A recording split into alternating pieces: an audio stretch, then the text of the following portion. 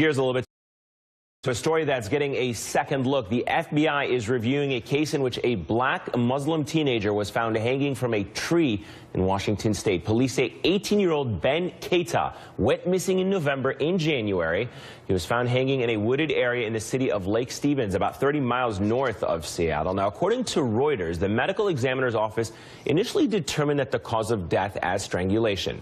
A week later, though, it was changed to undetermined. Joining us here on set is MSNBC's Cal Perry. Cal, great to have you with us. The story is, to say the least, very interesting because of all of these developments. At first, may have been dismissed as a strangulation, but now we're learning more about it. What have we learned? Very disturbing, and what we're keeping an eye on is what his family and what his friends are saying about him. And what they're saying about this 18-year-old, we have a photo we can put up, is that he was, quote, a very happy young man. He was already in a Running Start program. That's an educational program. He was on his way to becoming a medical doctor. That certainly does not fit with a suicide. As we look at this timeline, you'll notice it started just after Thanksgiving, and as you said, the medical examiner changing the cause of death from strangulation to, quote, undetermined is what really has sort of set these chain of events down the line. We have a statement from the Lake Stevens police, and this was really in response to that change from the medical examiner, saying, well, while they haven't uncovered any indication of a criminal act,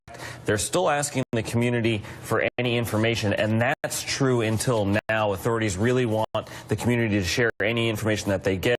The Council on American Relations, Islamic American Relations, put out a statement as well, and this is what's really forced the FBI onto the scene. They talk about how they,